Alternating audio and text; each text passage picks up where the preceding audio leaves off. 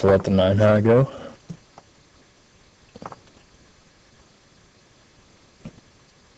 I'm limping on the button with the ace-5.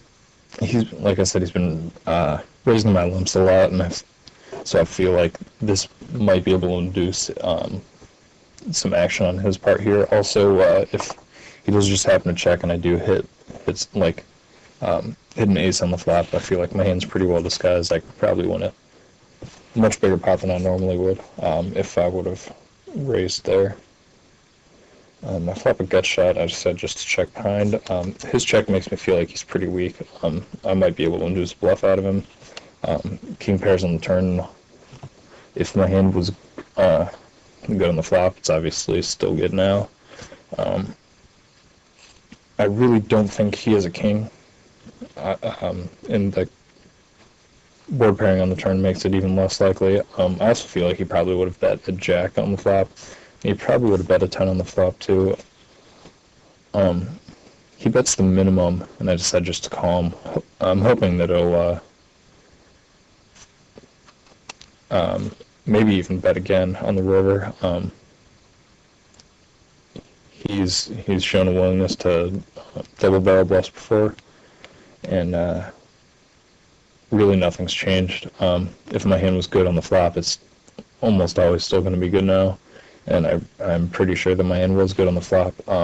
His check his check in front of me on the river is a little bit scary because I felt like I said, that he'd double barrel a pretty high percentage of the time. So it really seems like he might have a 10 in the spot, but as it turns out, he had missed a straight draw on my ace high is good.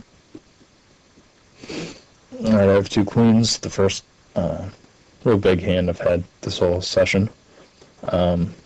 He min-raised me. I raise it up a little over the pot size because it prices out its set mining value and like raggy aces and kings. It's a pretty good flop. It connects to a lot of hands, but most of those hands aren't beating me still. I decided to bet 60% on the pot. It's a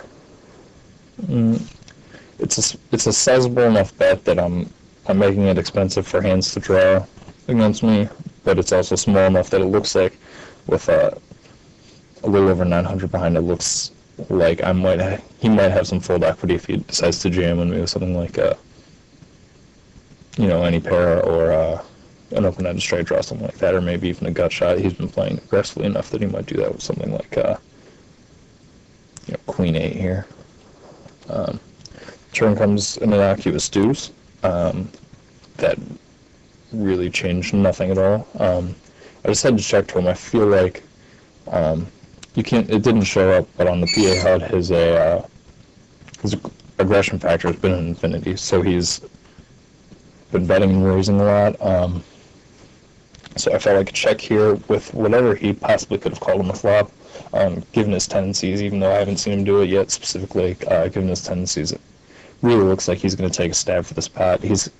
It's a pretty big pot, and the line of re-raise pre-flop and then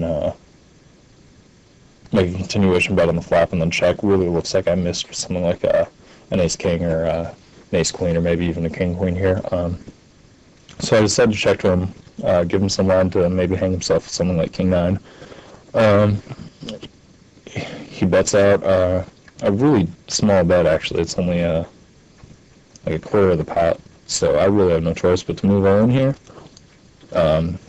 He is priced in with his open-ended straight draw, and he bricks out.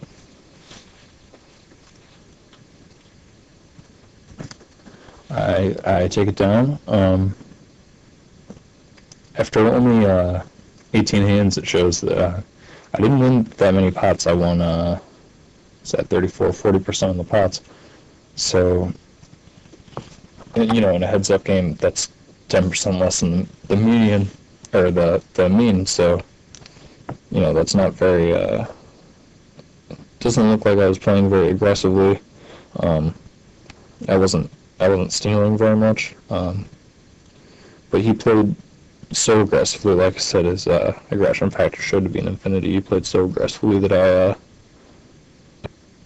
managed to take such a uh, yeah. Sorry, I managed to take what would normally be something advantageous, like obviously being aggressive is a good play, but I turned that against him, let him kind of hang himself the one time that I had a good hand. And again, it didn't show up, but right there I'm pointing at a stat that should have still been there, that was his won money at Showdown stat, and it was 0. So even after 18 hands, he won. He was winning 60% of the hands, but he didn't actually ever showed on the best hand. So it's indicative of him bluffing a lot and semi-bluffing a lot. So against a player like that, you have to just kind of slow down, put on the brakes, and wake up with a real hand and let them hang themselves, which is what I did here. All right. I guess that's it for now. I might be doing more of these in the future. I don't really know what I'm going to do with these. I might post them up on the blog or something like that. Hope you enjoyed it, and thanks.